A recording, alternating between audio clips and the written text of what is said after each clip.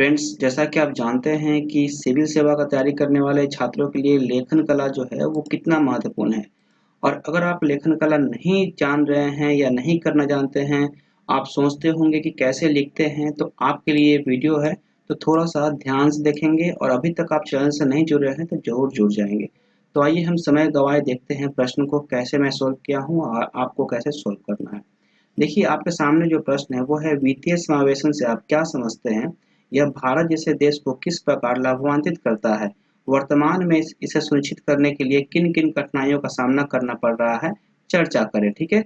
सबसे पहले आपको इसका डेफिनेशन बताना है जो आप इंट्रो में देंगे, ठीक है? वित्तीय समावेशन का। दूसरा आपको लाभ बताना है, ठीक है?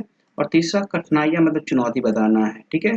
ये आपको पूरा-पूरा 150 वर्ड यहाँ लिखा हुआ है, तो ऐसा ही आप लिखेंगे कि आपका समय जो है वो बर्बाद ना हो, ठीक है?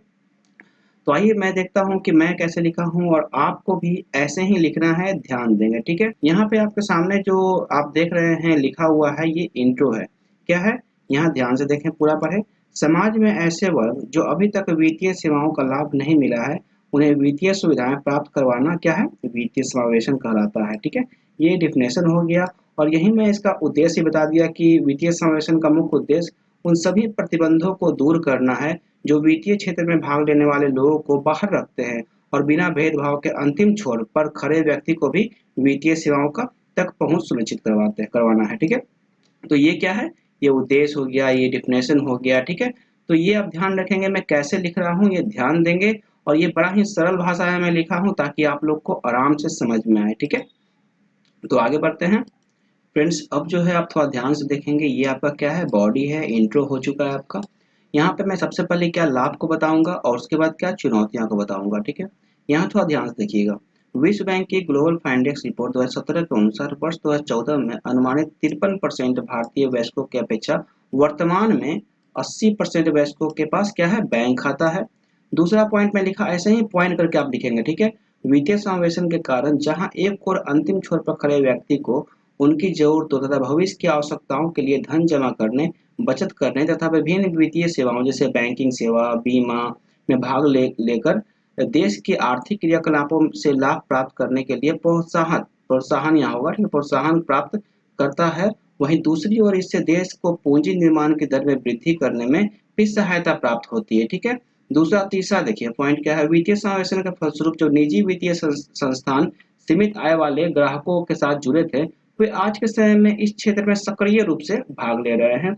और अंतिम है, वित्तीय समावेशन से सरकार को सरकारी सब्सिडी एवं कल्याणकारी योजनाएं में तीसरे व्यक्ति का प्रवेश को कम कर अब सीधे लाभार्थियों के खाते में सब्सिडी की राशि अंतरित होने लगी है, ठीक है? तो ये क्या है? इसका लाभ है, थोड़ा ध्यान से देख लेंगे। तो अब आगे बढ़ते हैं और चुनौतियों को देखते हैं, ठीक है? उसके बाद मैं आपको बताया था कि लाभ के बाद क्या पूछा गया था? चुनौतियां। तो चुनौतियों को आप यहाँ ऐसे करके लिख देंगे, आपने कॉपी पे ऐसे करके बनाएंगे और थोड़ा थोड़ा सा चार चार लाइन आपको लिखना है, क्योंकि प्रश्न जो है 150 या 250 में भी होगा। तो आप छोटा छोटा मतलब चार लाइन में आपको लिखना है। जैसे अब ये कि यहाँ पे क्या है?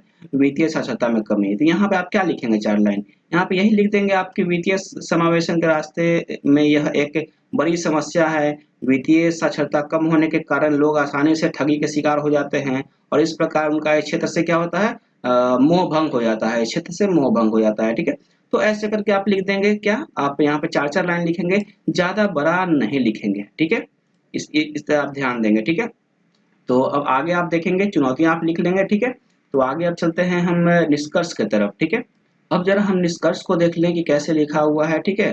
थोड़ा ध्यान से देखेंगे।